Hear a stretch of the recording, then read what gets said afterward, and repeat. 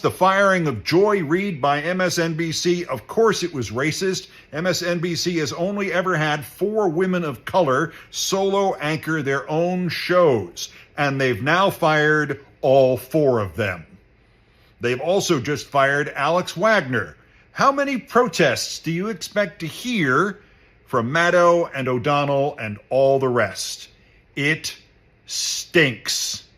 Joy Reid was fired by MSNBC. There's lots of other ways to phrase this, and I'm sure they will dress this up to some degree. This is contributing to the entirety of the Trump racism enveloping this country, and it is part of a stampede to see which formerly liberal company can get to the head of the racism line, the approved racism line, as fast as possible. And Joy Reid getting removed from the primetime lineup of MSNBC is MSNBC's biggest contribution yet. Because what did I say yesterday? He got not even a fight with a HuffPost reporter. Yeah. Just asked a real question. He said, "Where are you from, HuffPost?" And I was like, how long before they're gone? Well, what's the headline today? White House kicks out HuffPost reporter from press pool. Right? They also kicked out the Reuters wire service. After breaking with decades of precedent, they insisted they have the ability to pick and choose which reporters cover the president. The White House Correspondents Association has always, forever, done that. This tweet, the Donald Trump White House just announced it will now be fully in charge of which journalists get to cover the president, enter the White House, or go on Air Force One. In other words, state-run media, just like Russia, just like China, just like Iran. Yep. Rachel Maddow, of all people, God love her. She reposted this story, I think it was in the HuffPost. The American press corps is not equipped for this moment. We've never had to contend with a determined autocrat in this country, and it shows. God bless her, we were saying, for speaking truth to power, to her own network about the Joy Reid firing on and on. We were just saying that, man, I hope this gutting of her staff is not retaliatory. There's the majority of employees who produce Rachel Maddow and Joy Reid shows have been told they're letting go as part of the overhaul, but can apply for new jobs. But again, we were saying, I guess because Alex Wagner is not doing the other 4 nights now, so it's. But somebody's going to do those 4 nights. I mean, that staff is there. If they're trying to push her out, they need her a lot more than she needs them. Absolutely, they're really going to sink themselves if that happens. Can I just say, yay for Chris? Sorry, I was looking for my. I can't find it. Okay, you know your box better than anybody. I don't know my box that well. Oh, there it is. To Chris Hayes. Chris Hayes weighed in on the devastating blow of the cancellation of Joy Reid's show. I love how they have all stood up for each other over there. He said it's been a really devastating blow that Joy Reid's show ended last night and she's leaving MSNBC altogether. I'm really going to miss her enormously. I'm also completely, absolutely confident she's going to continue to be a central voice in American politics at this critical time, particularly at a time when the media is expanding in all sorts of amazing ways and people are doing all kinds of new things. Hayes then noted how the brilliant and supremely talented Alex Wagner will no longer be hosting a show, but will remain at MSNBC as a senior political analyst. He said she's going to be a fixture here on this show, constantly sharing her insights and reporting from the field.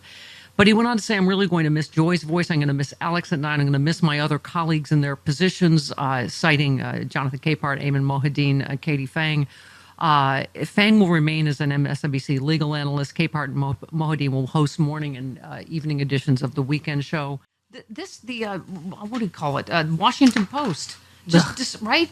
Disgusting. This is right? Yeah. Personality of cult says Bezos. In order to protect freedom of speech, our Washington Post opinion columnists will only be allowed to write what I tell them to. I mean, this is where our free press is right now. This just on and on the news. Giel tweets, Trump has taken away the security clearances of Jack Smith's lawyers. This prevents them from defending him. Want more proof we're now in a constitutional crisis? It's too late for souls to the polls. We need to get our feet to the street. He has declared war on the United States. He has. Yeah, exactly. And the last one, Shark USG. We're basically letting a malevolent senior citizen with dementia live out his imperial bucket fantasies from the Oval Office at an extraordinary cost to every American. It is so completely insane. If you watch that, you watch him sleeping, literally on camera, drooling and sleeping while Elon Musk runs this meeting in the Oval Office. With a baseball cap. that's the other thing. I wear baseball, but not to the Oval Office. No. It's just you can tell who's in charge, and he has no respect for him. He wears a T-shirt and a baseball hat in a cabinet meeting in the social, in Oh, the but he Oval wasn't wearing a Office. tan suit. Right, or eating the wrong kind of mustard or whatever. Arugula.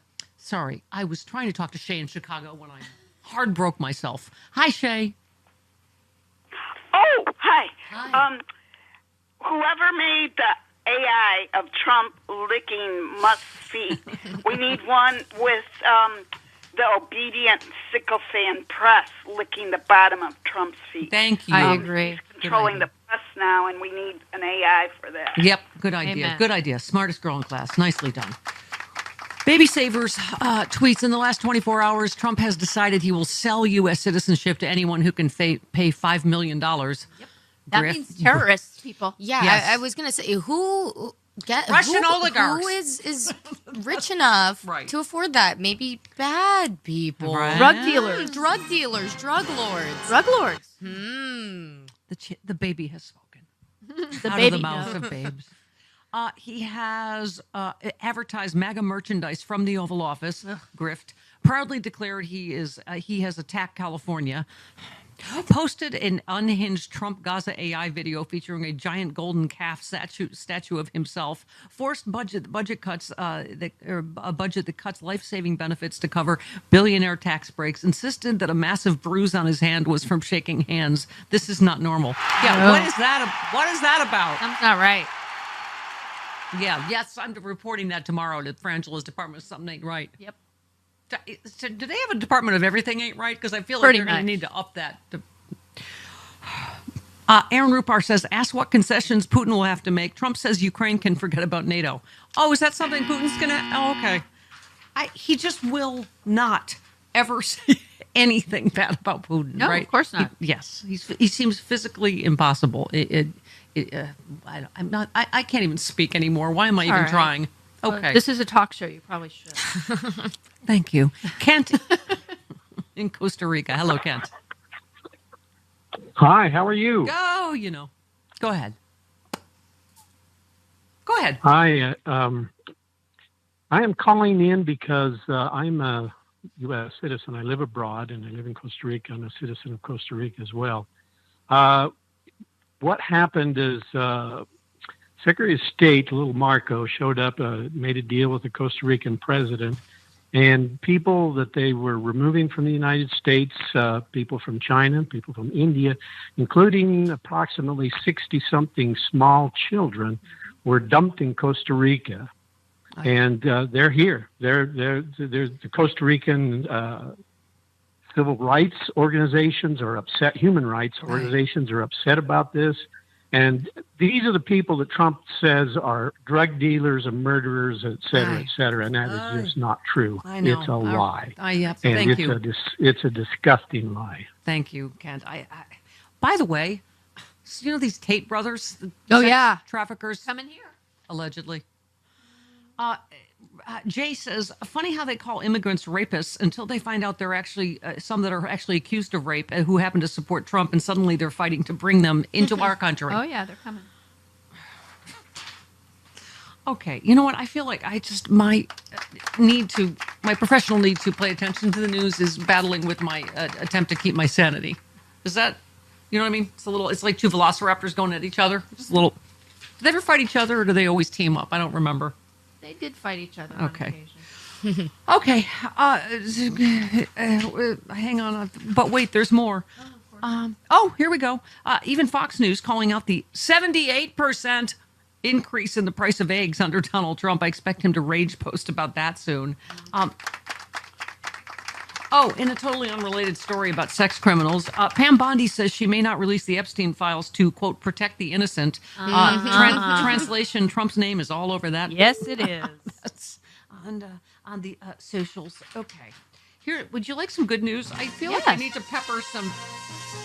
You have some? I do indeed. Yay. You seem heavily medicated or something, Jody. Are you okay? Whatever it is you have to do is fine. Oh, we all are. I'm starting starting to go with that theory that we all died of COVID. I'm with that. That we actually are in hell. We're in the TV show Lost. This has got to be punishment for something. Okay, this is USA Today. Trump is the most unpopular president in more than 70 years. Sorry, MAGA. You'd have thought with all the whiz-bang computer skills Musk claims his nerd bros possess, they would have weaseled their way into the data collection systems of some big-time pollsters and jack up the numbers for the co-commander-in-chief, but I guess not, because it ain't good news. According to the recent Gallup poll, Trump is the least popular president in more than 70 years. Trump's job approval rating is 15 points below the historical average for all other elected presidents in mid-February since 1953. Elon Musk's approval rating even worse. Only 34% approve of what Musk is doing. A whopping 63% don't like Musk's marauders gaining access to federal government databases. In addition to all that, more than half of Americans, 57%, say Trump has exceeded his authority since taking office. And all of this before Americans have begun to feel the potential harm that could be done to their health, their safety, their pocketbooks by the wholesale slashing of government agencies that is going on under Musk's watch with Trump's approval. Yeah, if you're not taking crazy pills, if you're feeling it, Right. it is. I mean, he can try this all he wants. Mike Johnson saying all of these people at all of these town halls are paid. What did he say? Paid Democrat operatives? They are not. No. These are. By the way, we have some of the. What is this? Give me 10, I guess. These are actual people that have felt actual harm already. My concern right now, and I think I speak for a lot of Americans, is Elon Musk. How can we be represented by you if you don't have a voice in Congress? I'm a registered Republican voter and retired active Army officer. How can you tell me that Doge, with some college whiz kids from a computer terminal in Washington, D.C., without even getting out into the field, after about a week or maybe two, has determined that it's okay to cut veterans' benefits? Okay. By the way, do you think Democrats are organized enough to do this? No, we are not. No, we are not. Okay. When are you going to wrest control as the Congress back from the executive and stop hurting your constituents? Are you willing to use your subpoena power to say, Musk, come in here, stand in front of Congress, and answer some hard questions? When will you stand up to them and say that is enough? President Trump has issued a lot of executive orders. I think by and large this is moving very quickly compared to other administrations, and I think across the board he's done some very good things. I think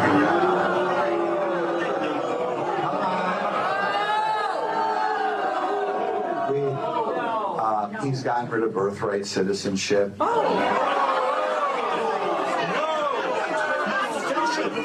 Illegal as hell. I like her. Yeah, had to What did she leave yell? her. She yelled, "It's illegal as hell."